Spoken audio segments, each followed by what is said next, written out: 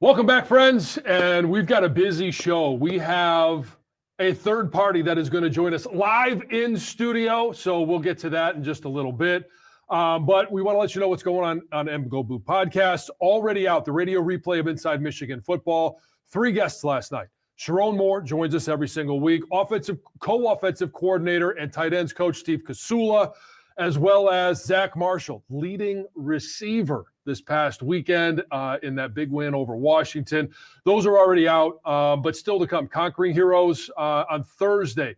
Head coach of the wrestling program, Sean Bourmet. They're going to get things going that second full weekend of November. Things are going to get fired up. We're excited about that. In the Trenches on Thursday. It's afternoon preview show of the matchup in East Lansing. So it is the maize and blue against whatever they call that color and white. Then we got 2 post-game episodes Saturday night. Defend the Block from New York City. That's going to be the Michigan men's basketball team exhibition against St. John's.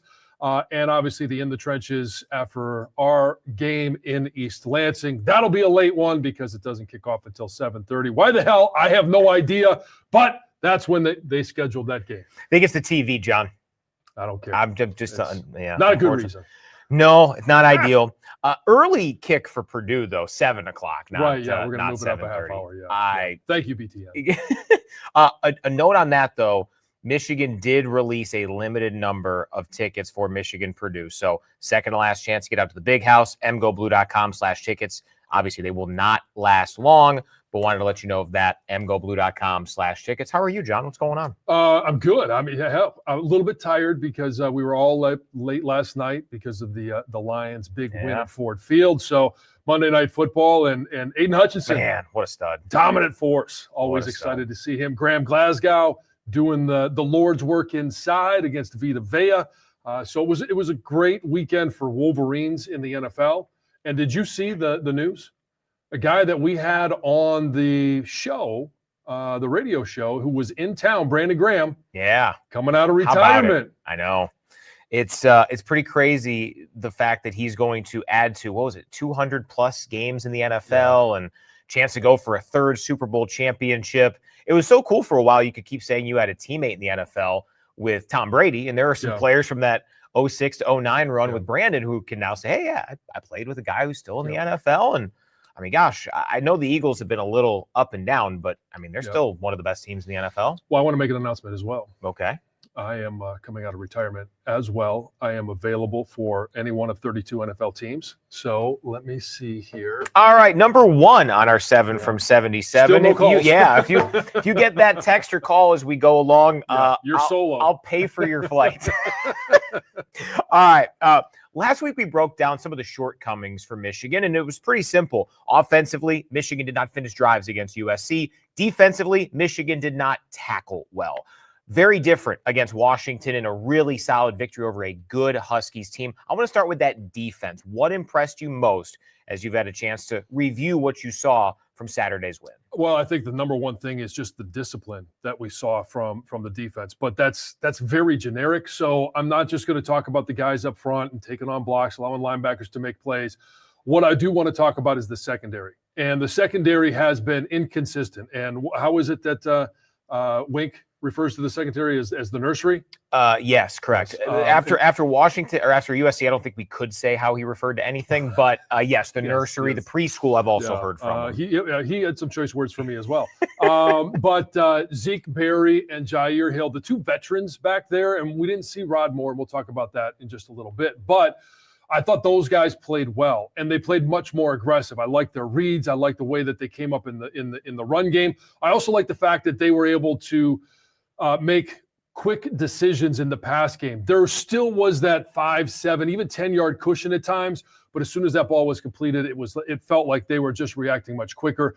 But it's that nursery side of things in the secondary where you got guys like Shamari Earls. We've finally seen him back after the injury, and I thought he played well. Jaden Sanders, we've been talking about him a lot. Elijah Dotson, Jordan Young, Jacob Oden, all of these guys in the secondary that are young, that are making plays, and they're getting substantial time in the secondary.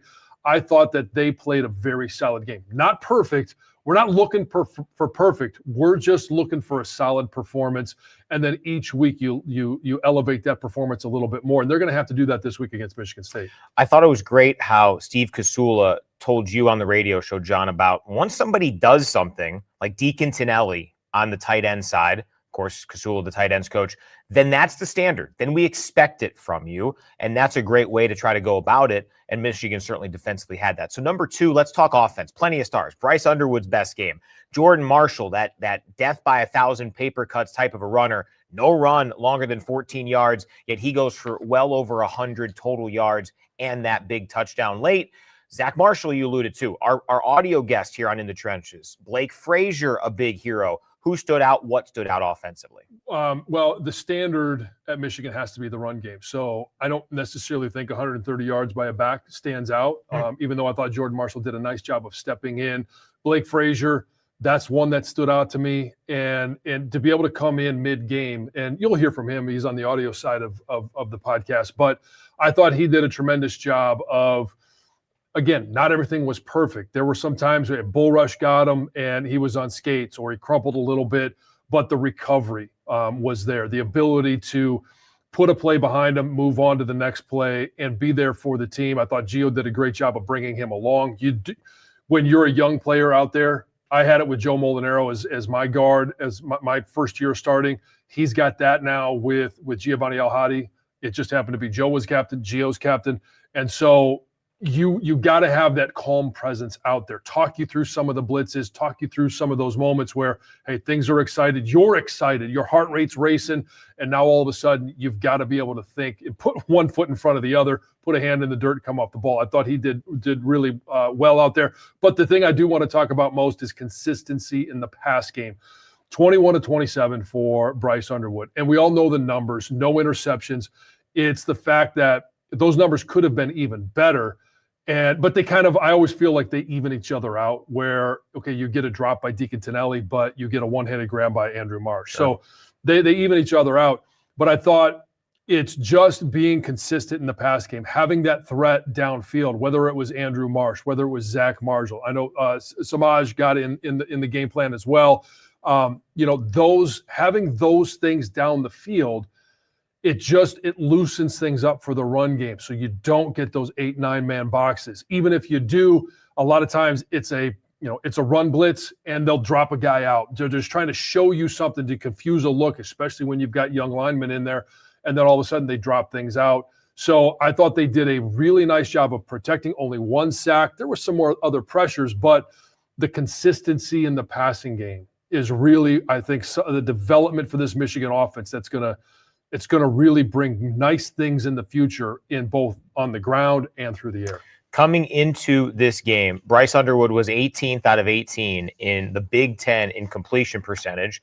DeMond Williams Jr. was third nationally in that category, and Underwood well exceeded the efficiency, the accuracy of DeMond Williams. It's obviously a one-game sample, but again, it's now the standard. Of course, our standard here on In the Trenches is our friends at Meijer. They are the presenting sponsor of this podcast of the 2025 Michigan football season and of hundreds of teams across the Midwest. And if you're listening right now, you can find more in the Meijer app.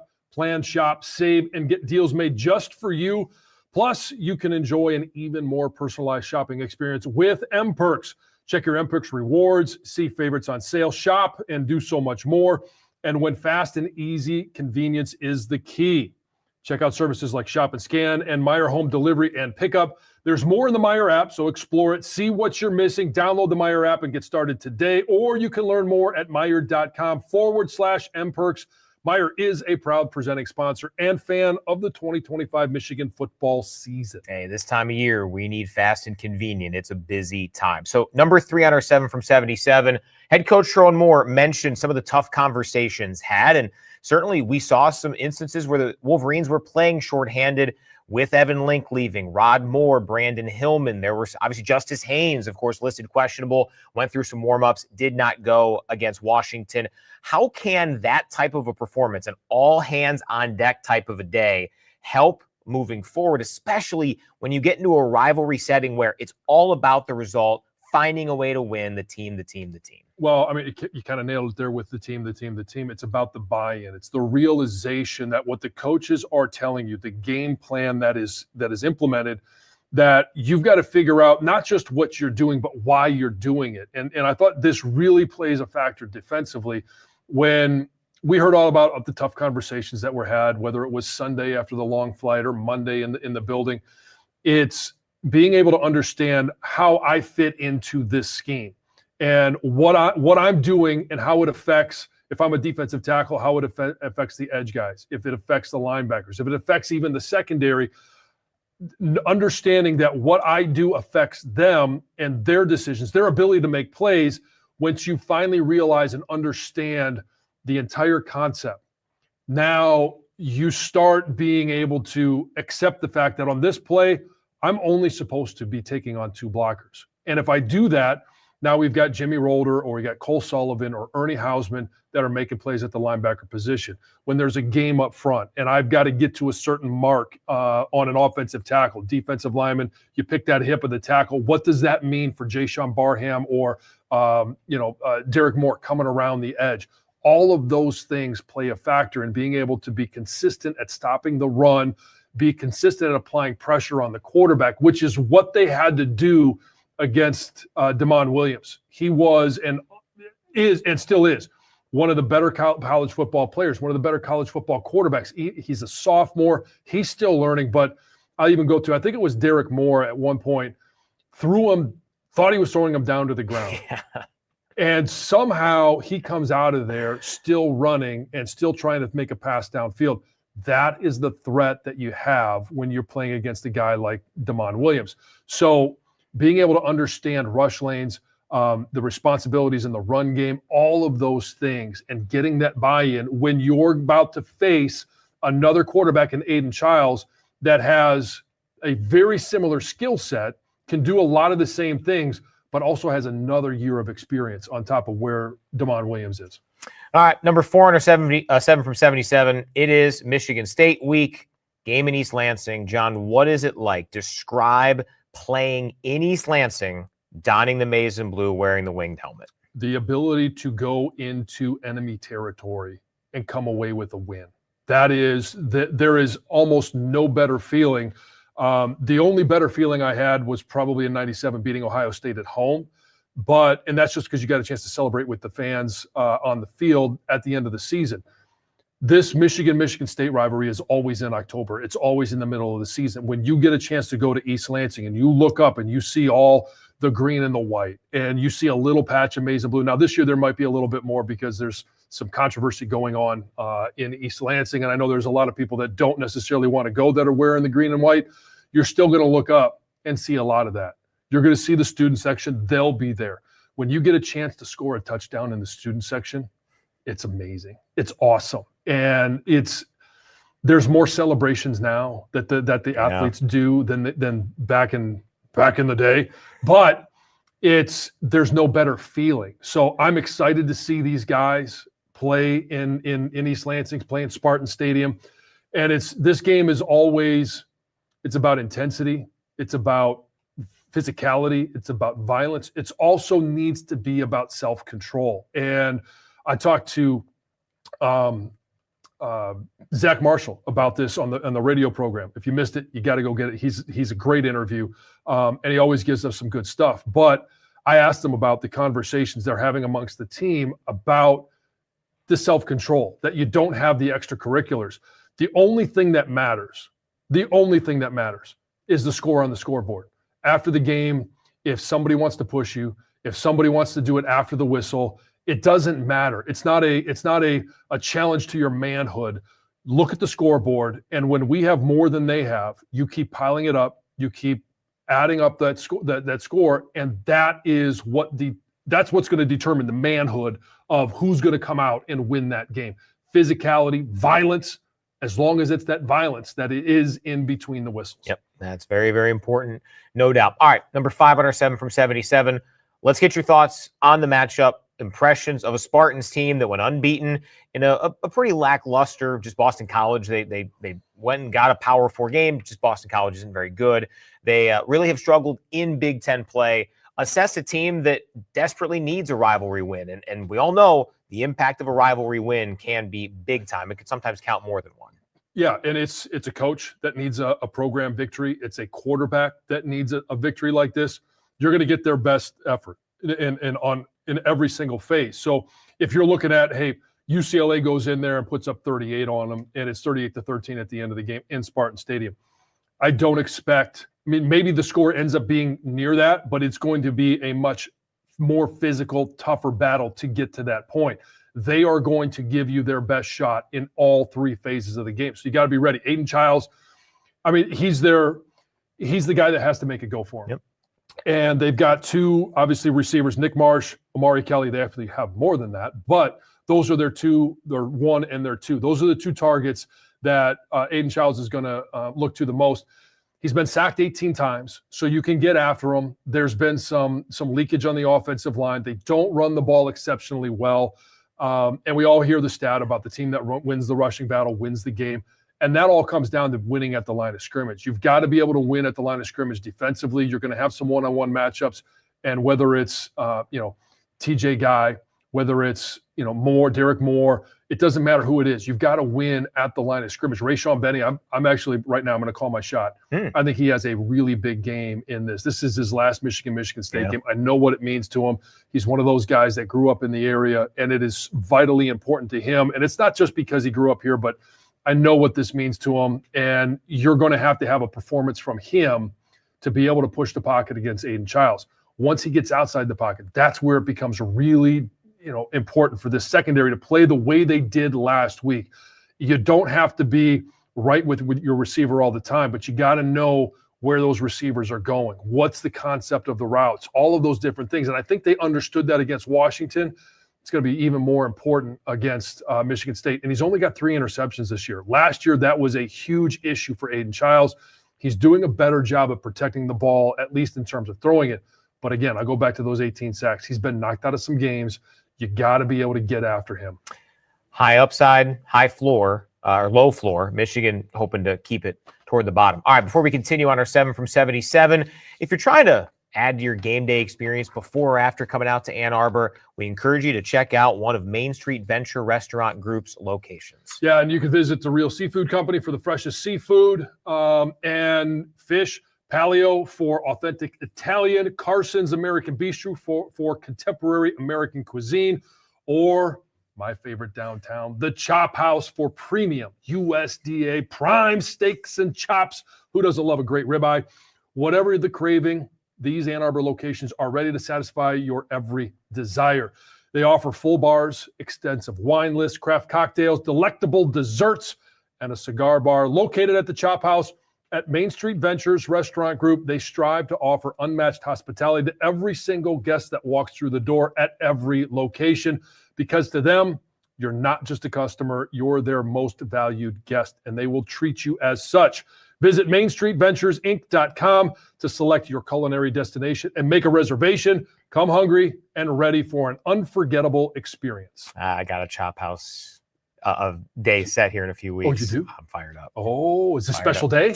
Yeah, a little company celebration. So okay. Yeah, Company celebration. I'm going to. Hold on, let me check my email.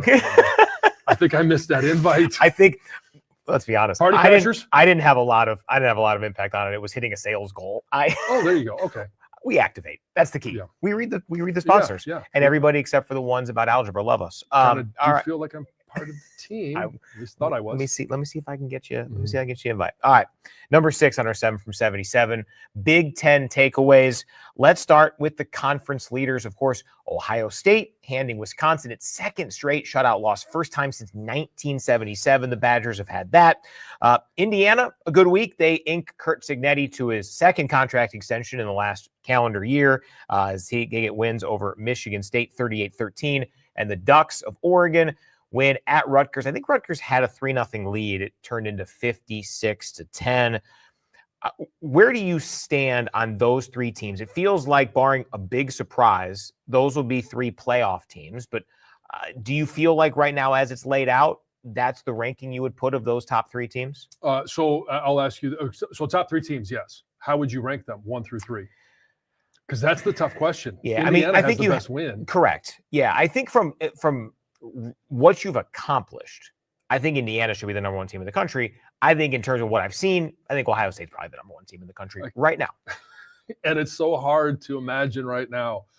And I know, I mean, hey, it is modern college football, and we got to talk about what's going on today. But to think you're looking at the rankings in both the AP poll and the coaches poll, Ohio State 1, Indiana 2. Never in the world did I think I would see Indiana that high. But Kirk Cignetti has earned that contract. Yeah. And it's amazing what he's done there with two different quarterbacks. Brought one over from JMU last year, and now what they're doing, in Bloomington right now. I might actually flip that because of the potent offense that I've seen from Indiana. And if we're heading to a Big Ten championship game that pairs Ohio State versus Indiana, then I think it's going to be one of the great Big Ten title games because you've got the defense that we've heard from Ohio State with Matt Patricia and all that he's doing there, the talent that they have on the defensive side of the ball versus a very talented wide receiver group at Indiana, an offensive line that has done a really nice job of protecting their quarterback, and a quarterback that some people think may be the number one overall pick in the draft. There's a long time between now and then. There's a lot of football to be played, and who knows what happens after the season, risers and fallers in the draft. But that's the type of talent that we're talking about. So I'd have both those teams 1 and 2, put them however you want.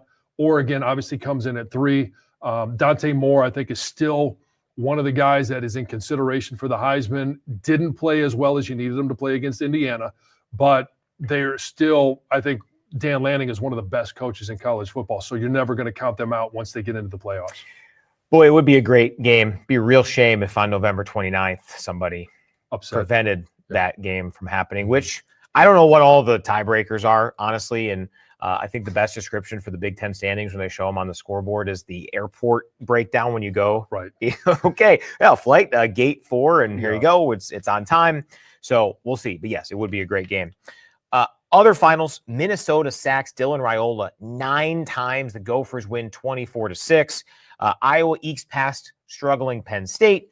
Northwestern, a 5-2 record now. They blank Purdue. UCLA gets its 3rd in a row, a narrow win over Maryland, 20-17.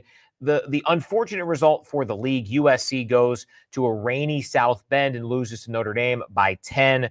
This week, of note, contenders Indiana and Oregon, they're both big home favorites. Hoosiers get UCLA. That's the big noon kickoff. Oregon welcomes Wisconsin. And then there are 3 matchups of 5-2 teams. This will help decide who can kind of think or dream maybe about a miracle playoff run or a better bowl game come late December, early January. Northwestern at Nebraska, Illinois at Washington, Minnesota at Iowa. Your takeaways from what you've seen in the Big Ten over the last few days? I'm intrigued by the Illinois at Washington just because I know we beat Washington. And Illinois, I had a lot of high hopes for before the season. They haven't protected the quarterback very well. But I'm just curious as to why is it that the voters in the AP and the coaches poll continue to give almost no respect to Washington. I just don't understand that. And I know that they're not going to go from unranked to ranked after a loss. I thought they should have been ranked before it. I think this is one of those games where they can jump into the polls if they're able to win against Illinois. And I think that's the best matchup out of that bunch. Minnesota and Iowa, it'll be fun. And are they playing for which? That's the Floyd of Rosedale. Yes. The Big Pig. Who doesn't love some swine? So why not? Let's go ahead and cook that one up. Washington's trying to do what Michigan's trying to do: win out and make their rivalry game. Both teams have it at home. Washington hosts Oregon at the end of the year as a chance to. I mean, if Washington's sitting there 9-2, just like if Michigan is, and then you beat what will be potentially the number 1 team in the nation for Michigan, a top 5 team potentially for Oregon, for those Huskies, then you start thinking about if there's some chaos there, maybe being a playoff team in Seattle. Let's talk about some national topics here. Number 7 on our 7 from 77. 5 of the nation's 11 top teams in the country go down last week. Louisville intercepts Carson Beck 4 times, 24-21. Jeff Brom is 4-0 against top 5 teams in the regular season in his career.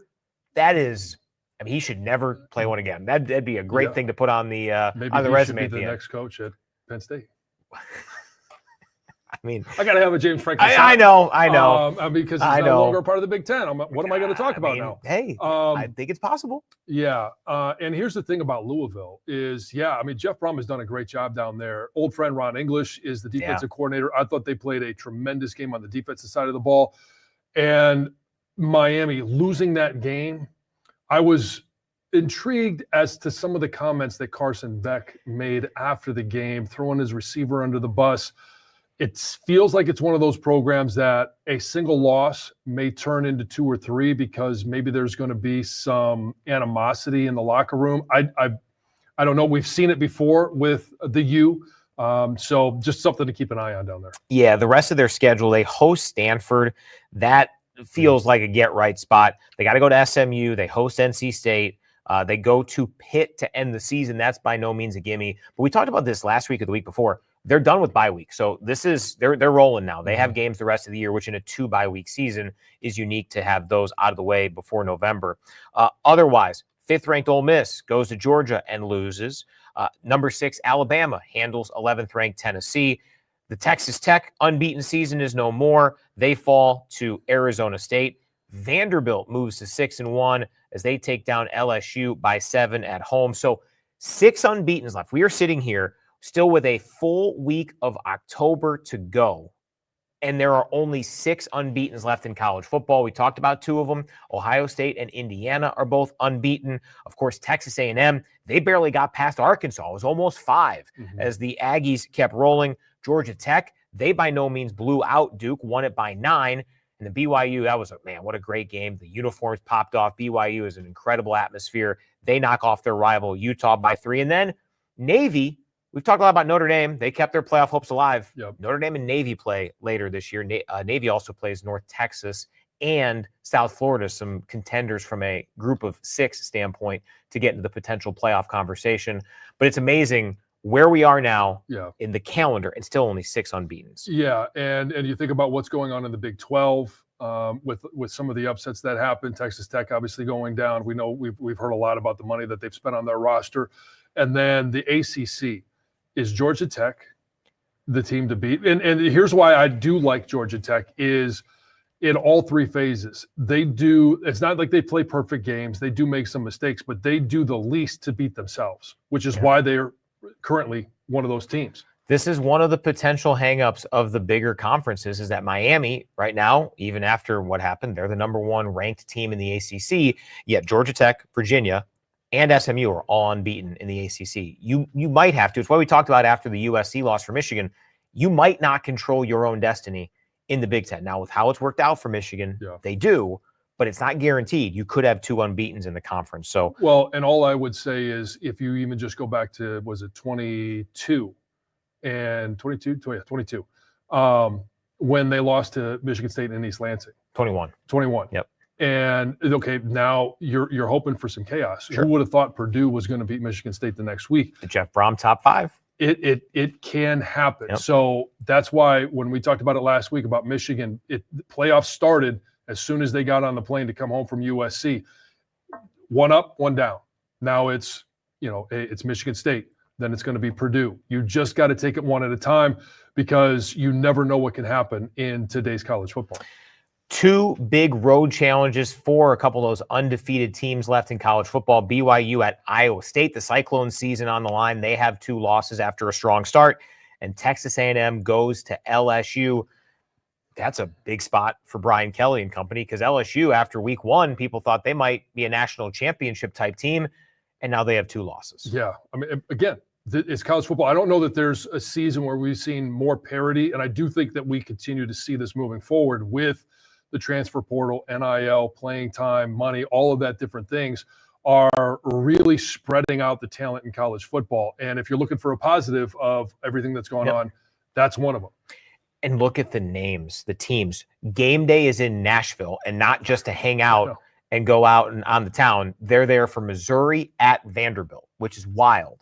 Also, Ole Miss at Oklahoma. That's a big SEC game coming up this week. So a lot of fun. All right. Transition time. On the audio side, John catches up with Blake Frazier.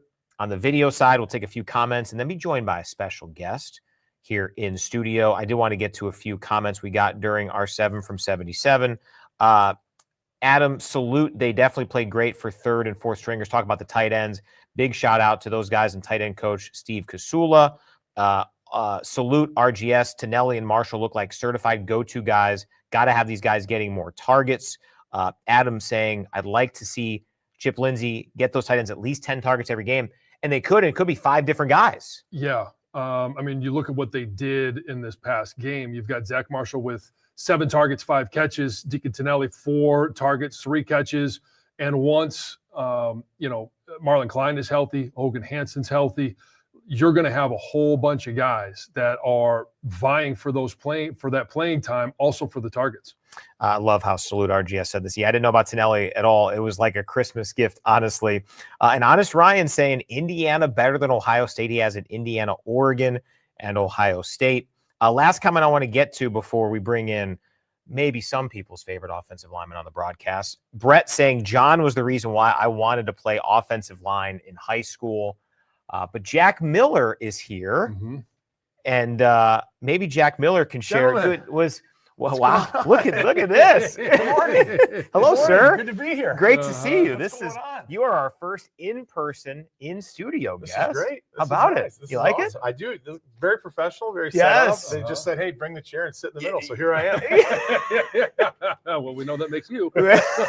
Who did you grow up watching, and who inspired you to get into offensive line play? I grew up in Cleveland, was a big Cleveland Browns fan, and you'll remember some of these names. We lived on a street, a bunch of Browns players there, Ross Verba, Ryan Tucker, guys like that who had great careers for a little bit and then kind of fell off down the way. But growing up around that was really cool to see. And Ross was Iowa guy, right? He was an Iowa guy. He was with the Packers, I think, when they went to the Super Bowl as a left tackle, and he came to the Browns. And but just growing up as a young guy around that, in the neighborhood, they'd be teaching us drills and stuff like that. It was awesome. And so there weren't a lot of kids, I think, that loved playing offensive line, right? They wanted to be the quarterback or the wide receiver, something like that. Tight end. Yeah, tight end, yeah. I didn't have that luxury. I was always an offensive lineman. There was never, hey, you might be a skill guy. It was always, hey, big fella, get in there and start moving people around. I thought I had that luxury.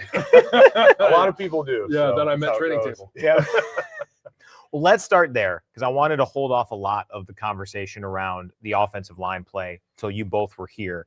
Blake Frazier takes over for Evan Link. Obviously, unfortunate. It was good news from Sharon Moore to say it maybe wasn't as bad of an injury as it looked, right? When you leave on a cart and you're holding anything lower body-wise, that gets worrisome. That you think potential season ender. But your guys' impression, Jack, we'll start with you, on Blake Frazier's effort. He talked about it a little bit with John on the audio side, which we'll share with fans tomorrow. But what did you see from that group? Well, I was really impressed with Blake. I thought he did a really good job for a young guy coming in. And we talked about it in the post game. You never want to see a guy go down, but the reality of offensive line is somebody's going to. And Blake's a guy who was playing a lot as that 6th guy when they go jumbo package. And you could just see the energy from him. He was, biding his time. He was super anxious and excited to get in there. And then an injury happens. It's his time to go. I think there were a few errors in there. Everybody makes mistakes. But I was really impressed with, his body language. Like the moment didn't seem too big. He was chomping at the bit, ready to go. And when that came, finishing blocks, his pass pro looked great. A lot of times a young guy in a big moment like that can get a little antsy and start leaning and try to lean forward on contact. He was sound, I thought, for the majority of the game. And it was great to see what I think will be a great career for him start last week. And to think that this offensive line that's out there now, Blake Frazier at left tackle, who's just a second-year guy, Jake Guarnera at right guard, second-year guy, Andrew Sprague at right tackle, second-year guy. Like the future looks really good. And I know Sharon talked about this a couple of weeks ago. So did Grant Newsom about some of the freshmen that have come in and played extremely well. Caden Strayhorn has looked really good at practice. He may only be an injury away from getting out there. And same thing with Gash. He's another freshman that has shown well at times in practice. So when you're looking at not just the offensive line now, and that's what we're concerned about, but the offensive line of the future with the young talent getting valuable reps this year, along with freshman quarterback Jordan Marshall in his second year. Marsh as a receiver. Like, there's a lot to be excited about for this Michigan offense. And Balboa coming back from injury. Great right? point. I mean, there's a future is bright for sure with those young guys. That was one thing that in that big run that Michigan had, 3 straight Big Ten championships, the Wolverines sprinkled in guys from the portal, but this has been all homegrown recruits that have been here for a while. And I do wonder just how impactful Giovanni El-Hadi is, not just on the field, but how he has been able to show the way. He had to wait his turn. He might have been the best 6th offensive lineman in college football for a year or two there. We saw him a little bit in his true sophomore season, but his impact and how he's been able to guide some of these guys in, the shuffling at right guard, now left tackle Blake Frazier. He's huge. He's a big aspect of it. And the fact that everybody else has just kind of waited their turn and been ready has been awesome. Well, he stayed the course. And in today's college football landscape, a lot of people, they take off if it's not their time. He's a guy who came to Michigan for the right reasons, who bought into Sharon, bought into the program, had a lot of success when he was a backup, got some opportunities to play and took advantage of that. And now that it's his turn, he's done a great job. And so not only the play on the field, but the leadership qualities that brings, the continuity to an offensive line room that brings, it's invaluable. It's great to see. And I think that's probably part of the reason that when injuries have happened this year, guys have been able to step up and really perform at a high level. And the thing that Gio needs to do is not just be that stabilizing force up there next to Blake Frazier, because you got Kripp next to him. And then Jake has done a really good job. Andrew's done a really good job, but it's now raising your level of play, being one of those guys that, hey, you're that rock up front. Your level of play is a standard, and it's what those guys are trying to get to. That's where Gio needs to be, one, yes, vocal to his tackle in terms of Blake Frazier, but also this is how we have to do it, setting the standard up front. Adam with an interesting comment here, and I don't want to go into depth chart for next season necessarily when we're sitting here getting ready for Michigan State, but I think it's a fair point to ask about the fact that, going into next year, we will probably have a starter type player at tackle, 5 starter type player at tackle next year: Babalola, Sprague, Frazier, Link, Haywood. I know, John, you mentioned Evan Link maybe long-term could be a guard. Yeah. But all I see with those names there and what we've seen is that's a great problem to have. It is. And so how are you going to get the best 5 on the field? Is it going to be Babalola at left tackle, maybe Evan Link at left guard? Maybe it's Jake moves to center. Maybe Blake is right guard and Sprague moves to guard and Blake is your tackle. But you are going to have a much taller, longer offensive line, which will help help secure that pocket for Bryce. But you're also going to have that experience up front. Yeah. Let's talk a little bit about Bryce Underwood, his performance, your thoughts on what he did, because it's been easy to think through these last few weeks how young this offense is, but you want to talk about the performance. Samaj Morgan said after the game, called him a general out there. What'd you like about Bryce? Well, anytime a guy who's 7 games in is being called a general, that's a pretty good thing. And I think the standard that we have for him already to be near perfect, talk about good problems to have, right? You got a young guy, freshman, who's back there. Obviously, a lot of talent, right? He's got God-given ability that not many people in college football have. But the way that the team has bought into him, I think the way that he's bought into the system or what he's being asked to do, the way he seems to support his teammates, and then the performance. I mean, he's playing at a very high level for a young guy right now, and he's not doing too much. There are certain situations where he wants it back, and particularly USC, there were a couple of those. That's going to happen. You're learning on the fly. He's a young guy. He's figuring out when live bullets are flying, so to speak. I think he's played really, really well to this point in the season, and the upside is just tremendous. I mean, the future is bright with a guy like that. It's starting great, and there's bigger things to come. And what he has done, or what I believe he's done, is built up trust with Chip Lindsey, with the coaches, to put more on his plate, to allow him to do more. Now it's a matter of going out there, because I mentioned only 2 interceptions at this point.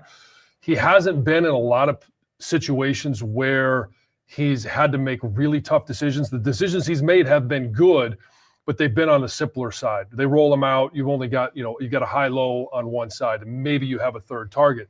Now it's a matter of, do they trust him enough? And they should, to put more on his plate. So when you're playing against the better teams, and the whole goal is, you've got to take care of the task at hand. That's Michigan State. Then it's Purdue. Then it's Northwestern. Then it's Maryland. It all should be building up so that you have everything on the table. You have everything that you want to try and use as an offense available at your disposal when you play Ohio State at the end of the season. Do you think that because of that, obviously Michigan plans so much for Ohio State all year long? I wonder, is Bryce's performance early this season opening up some things that maybe they thought could be a part of a rivalry game plan that now they know can be part of a rivalry game plan? He has earned the right, the offense with all these young guys have earned the right to maybe tap further into that? Well, with the young guy, it's always about trust. And that trust is more difficult to shatter if you're a second or third year player. So, and what I mean by that is if he goes out there against Michigan State and throws an interception, now the offensive coaches will probably pull back a little bit and then try and build things up until they get to Ohio State. But if he goes out there and performs and takes on all of these new tasks and all of these new things that they're asking him to do, then everything should be on the table for playing against Ohio State. I think it's natural too for that evolution to happen. You got a freshman quarterback, a new offensive coordinator, a young team. And so it's not a coincidence that as the season goes on, they start to find a rhythm, they find what works for them and what doesn't. So is there an intentionality behind it? Probably to some degree, but I think it's natural as well that you just start to figure out what we're good at. We're going to lean into those things. And by virtue of that, other things, the playbook begins to open. You know, Bryce plays well last week against Washington because we ran the ball really well, right? Sure. They have to go respect that. Then it makes it easier for him. So all those things are intertwined, and it's good to see that it is evolving and progressing as the season's going on. And it's not just the trust of building it up in Bryce. It's what are the protections that this offensive line understands best, and how do those match up with what Michigan State's doing? How do they match up with what Ohio State is doing? And, you know, as a play caller, you've got to figure out what is comfortable for the guys that are on the field, because you don't want to put them in a five-man protection knowing that, hey, both tackles are in panic mode trying to get out of there to defend against speed rushers. Maybe that's something that'll be available by the time they get to Ohio State. But right now, you're probably still going to need a Max Bredesen to chip, or you're going to need a tight end to chip, or a running back in protection, just because that's what the offensive line is comfortable with. They're comfortable, and Bryce also knowing that, okay, I know these guys, these 5 or 6 guys in this protection have this blitz picked up. And if you start throwing too much in there on the offensive line, it's too much for the quarterback, and it's too much for the entire package. It happened running the ball too, where a lot of it was zone early in the season. What they do, they went more to gap against Washington, and all of a sudden that workout slows everything down. The defense has to declare. Now we start running the ball better. It's the same concept. You're just figuring out what's working for you as the season goes on. A couple of comments. Honest Ryan asking if Andrew Balolo will be able to practice bowl prep. He would be eligible, but if you're listed out for the season, that's probably a little too early on that. Again, we haven't heard a status update, but just wanted to address that one, that those listed out for season, that probably makes any sort of bowl practice, even if you're eligible because you're on the team, unlikely. P. Maximus, can we please address the not so special unit, inconsistent punting, non-existent punt returns? It has been a struggle. How can Michigan muster something? During those 3 straight Big Ten championship runs, special teams was an asset. I feel like now, with how this has progressed, you just hope to make it no gain, no loss, and let your offense and defense win it. That seems like the next step. Yeah, and I think it was going into the USC game, my key to the game for the special teams was just consistency, whether it was consistency with Dom Zavada, consistency in the punt game, and trying to get some explosive plays in the return. I actually asked JB that question pregame last week. Are we close? And, you know, his answer was, yeah, we're close. In kick returns, it's a little bit difficult because it seems like everybody's just booming the ball out of bounds, and you were not going to get a chance to see much of Andrew Marsh there. But Samaj Morgan, even the teams that we have played, we've got a punter that has been somewhat inconsistent. The punts that we have seen have also been inconsistent. For him, it's just going to be a matter of, okay, if the ball's over my head, maybe that's one of those where you just let it bounce. And you position him in a spot where if they kick it to their average, I should be able to field this punt. If they kick it shallow, maybe I can field it so it just doesn't roll. There just hasn't been a lot of opportunity for the punt return to find a footing. When you're playing in games that you're blowing teams out, you don't really use special teams a whole lot. So it doesn't come into play a lot of times until it really matters. And they've just struggled to find their footing, get their confidence. Hopefully enough of, you know, maybe they're past that, right? Maybe you think about like, hey, the worst has kind of happened at this point, right? We've made some mistakes. We've been inconsistent. We haven't, you know, done our part on the team. And so maybe, you know, I'm sure when they go to practice, those things don't happen, right? It's when live bullets are flying It's loud, it's confusing, and everyone's kind of running around. Hopefully there's been enough of those errors now that they can settle in, but time will tell. And we've seen it from Samaj. I mean, you go back to the Big Ten championship game, and it was a 93-yard punt return. Like, it's there. We've got to match that up with one opportunity, and we also have to match it up with the blocking. I really appreciated Jason Avant talked to Samaj after the win on Saturday. It's on the post-game audio edition of In the Trenches. Yeah, I mean, Samaj is getting a lot of criticism. I understand why. Those 3 minutes, I respected that young man a lot for doing it. He's talking through it. He said his teammates helped him through that early drop, because that was, man, if Michigan loses that game, we're talking about that 4th and 1 drop a lot. Good thing that the Wolverines picked up Samaj and got the win. Jack, we brought you in here for a number of reasons, but a big reason why, to talk about this rivalry, this game. It's unique. It's different. It's feisty. How would you describe playing it? Feisty is a really good word for it. I think there's not a lot of love lost between the teams. Obviously, the fan bases are very passionate, and it's in your face year round. And it's funny, I'm from Ohio. When I moved up here, and after school moved back up here, I discovered that the stereotypes are pretty accurate. Michigan State fans tend to be a little bitter, and I won't say what Mike Hart said, but they tend to have a certain demeanor to them.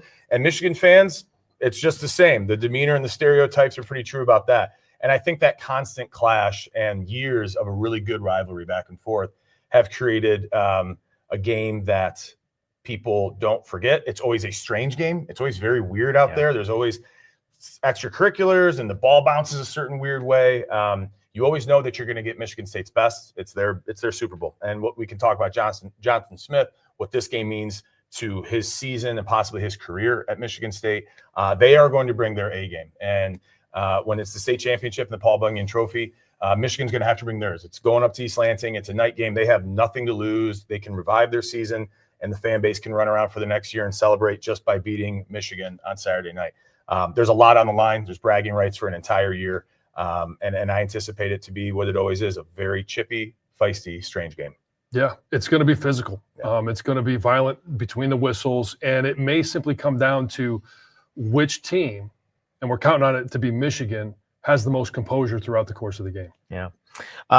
We'll get your full breakdown coming up on Saturday on the Tailgate Show, but just initial read on Michigan State, thoughts on what they do. And it's been a rough go, obviously, but Aiden Childs is a ceiling player. If he's playing his A game, Michigan State, I don't think they can beat anybody in the country, but they can hang around. They can make things difficult for an opposing defense. What do you think about MSU? Yeah, they can make explosive plays. Child's a good quarterback. He's a really talented guy. They don't have the protection up front to allow him the opportunity to really extend plays or find receivers down the field. Nick Marsh, really good player. Again, I don't think they're able to utilize him the right way because they struggle in the trenches. They have not been able to stop people. Their defense gets run all over a lot. I think that's going to be a point of emphasis, like it always is, for Michigan to run the ball and establish that. Defensively, Wink has a tendency to play an aggressive style of defense. You can probably line up in base and feel good about we can beat these guys head to head and just play a little bit like the Washington game plan, which was we're going to stay everything in front of us. We're going to contain the quarterback and make sure he gets rid of the ball quick and get after him as best as we can. So there's talent on that field. There's not enough of it where they've been able to capitalize on what they have done the right way. But again, I can guarantee we'll get Michigan State's best Saturday night. Yeah, Aiden Childs can make plays. He can make plays with his arm. He can make plays with his feet. He's going to extend plays, and he's going to be looking for Nick Marsh. And I know it's Omari is the other receiver, actually has a few more yards, not as many catches. But when you have that talent on the field, I mean, we've seen it before. Like sometimes it's just if it's their day, Michigan has to find a way, if they allow Aiden Childs to find a rhythm early, to get him out of that rhythm. And it could be as simple as offense, go on a 6 or 7 minute drive, keep him on the sidelines.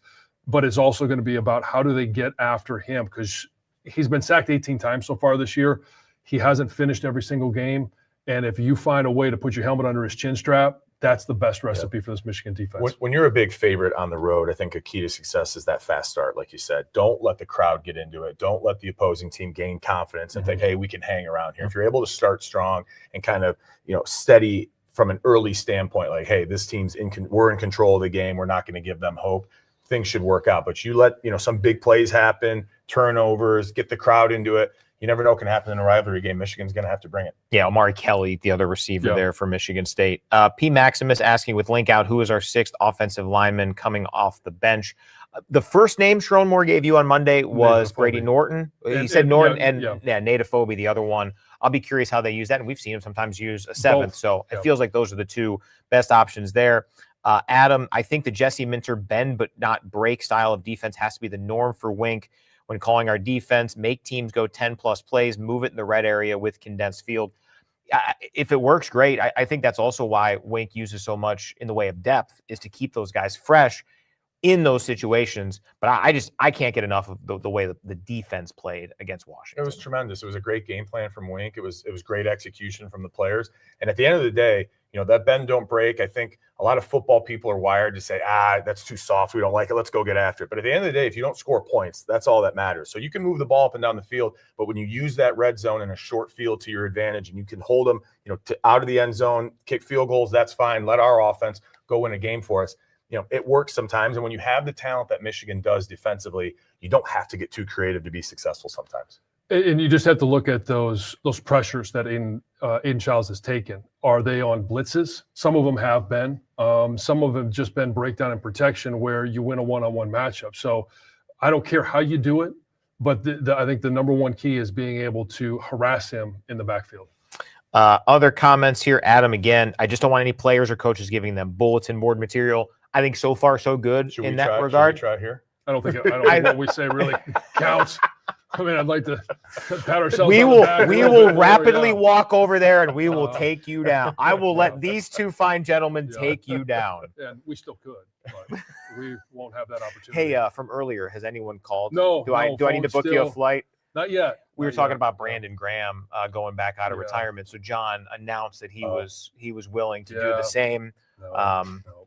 I mean, hey, your Cleveland Browns could probably use an extra offensive lineman. I'm also a Browns fan. So yeah, if anybody, if you get a 330-216 call, that might actually be the Browns. Well, hey, whatever it takes. Tell Mason we said hi. Yep. Ryan, the back should have a pretty big day. That's, I think, an interesting topic just in terms of the Marshall-Haynes setup, if Justice can go. The fact that Justice was out there in pads, went through warm-ups, listed questionable, who knows? We'll see how this goes. But if he can go, do you think they revert back to what we saw before injury with how they handled Haynes and Marshall the rotation? Yeah, I think so. I think the explosive ability with Justice Haynes speaks for itself. If you can't get hurt if you don't get touched. And he has that ability. So, I mean, we've seen a number of touchdown runs where, he doesn't get hit.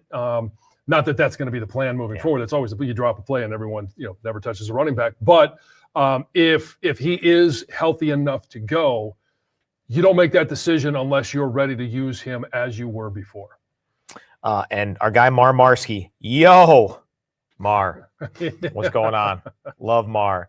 Final thoughts, Jack. Excitement for this week, enthusiasm for, again, the fact Michigan won last week sets this up really well. And I think for a 3rd consecutive week, this is probably Michigan's biggest challenge from now until Ohio State. And that's just because of this rivalry. It's the uniqueness of it. It's the challenge of it. And Michigan's put itself into position now. They keep winning. They keep getting to play playoff games. Oh, yeah. Rivalries are always great. That's why you want to play, right? They're heated. They're fun. You get up for it more than maybe a regular game. And I think it comes at a good point in the season too, where, coming off the heels of a big win against Washington, getting back on the right thing. Now, all of a sudden you have an opportunity to go on the road against a rival, hopefully get a win, feel really good about where you're at in the season. And we've talked about it. All roads then lead to the Buckeyes. You got to take care of business each week, but it's setting up well for them to continue this ascent that they're on of getting better, finding their rhythm, finding what works for them, and then getting themselves into a position late in the season to play for everything's still in front of them. And it's rarely about the opponent. It's really about Michigan being able to stack 2 good performances back to back. And then it's a 3rd against Purdue. But the task at hand is, how do you stack a good performance against Michigan State? And it's following the same game plan that you did against Washington. It's disciplined defense, understanding how you fit into the game plan, and offense. It's about being able to establish the run and have a consistent passing game downfield. If Michigan goes into this game and they play that way, they play consistently good football, as mistake-free as you can be, they'll come away with the win. And just like coming back from Nebraska, we all felt like that was a good win. You come home from East Lansing, it's going to feel like a good win. And that's what Michigan has to do, is find some of those wins on the road, because Oklahoma was a road loss. USC, road loss. Their only road win is obviously going to Lincoln, Nebraska. So now they get a chance to do it on the road again, but it's about stacking good win, next to good win. What was the difference at Nebraska versus the other 2 road games? The difference against, this is a trick question? I wasn't there. Oh, that's right. Yeah. Dang, you put that one on a tee for me. I know. Yeah. Any I know. vacations And planned he this didn't bring it. Oh, you're No. But I will be. My mind always went to Scott Frost, Yeah. and I can't get over that. You can't get over I can't that get over either. that. Yeah. It is a constant cloud. Seriously, big thanks to Jack for coming in. Jack will be back in front of your eyes coming up next Friday for the pregame show for Purdue. Doing great with this stuff, man. We appreciate you doing it. Hey, I'm happy to be here. This is fun. You guys make it easy for me, and it's incredible having your guys' support, being here, being able to talk about Michigan football. Who wouldn't want to do this? So thank you guys. And triple-digit live viewers pretty much the entire time. So thanks to all of you for following along. We'll be back next week, same time, 11:15 a.m. on Tuesday for this stream, the 7 from 77. And as we've been telling you, the Blake Frazier interview, outstanding. Great young man. Definitely check that out on the audio side. So for John and Jack, I'm Brian. We'll catch you next week, and get ready for Michigan State coming up in East Lansing this weekend.